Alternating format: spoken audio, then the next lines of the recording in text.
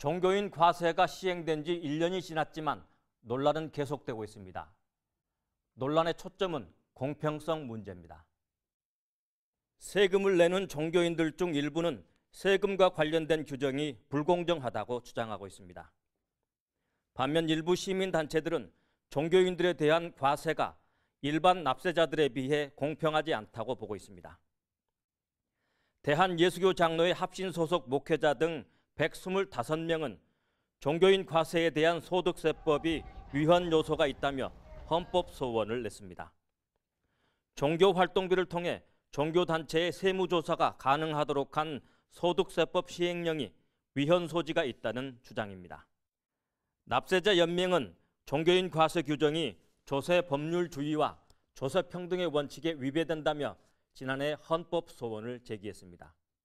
대형 종교단체가 급여를 종교활동비 명목으로 지급하면 비과세 혜택뿐만 아니라 세무조사도 받지 않게 되는 등 조세 법률주의에 위배된다는 것입니다. 국회에서는 종교인들의 퇴직금 과세 범위를 2018년 1월 1일을 기준으로 하는 소득세법 개정을 추진하고 있습니다.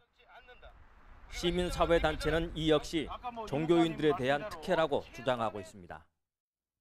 종교인들의 소득에 세금을 물리는 문제를 놓고 수십 년간 계속되어 온 논란이 단번에 일단락될 수는 없습니다. 세상의 모든 법과 규정은 시행착오를 거쳐 고치고 또 고쳐도 현실에 맞지 않을 수 있습니다. 다만 우리나라의 세금에 대한 법과 규정이 특정인이나 특정 단체에게 엄청난 특혜나 불이익을 주는 정도는 아닙니다. 고소득층에게 특혜를 준다는 논란은 오랜 기간 이어져 왔습니다. 종교인들도 세금 특혜 논란의 중심에 있었습니다. 지금 논란이 되고 있는 것처럼 사례비를 목회활동비로 뭉뚱그려 받아 세금을 내지 않으려 하는 것은 편법이라는 지적을 면키 어려울 것입니다. 물론 어디까지를 목회활동비로 볼 것인지에 대한 논란은 다툼의 여지가 충분히 있습니다. 세금과 관련한 원칙은 소득 있는 곳에 세금이 있다는 것입니다. 또 소득이 많은 사람에게 더 높은 비율의 세금을 물리는 것도 공평과세로 인식되고 있습니다. 종교인 과세 대상 중 80%는 면세 대상으로 나머지 20%만 소득세를 납부할 것으로 추정되고 있습니다.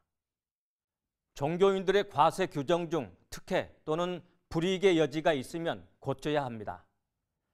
그러나 있는 규정은 충실하게 지키고 당당하게 보완을 요구하는 것이 옳은 방법일 것입니다.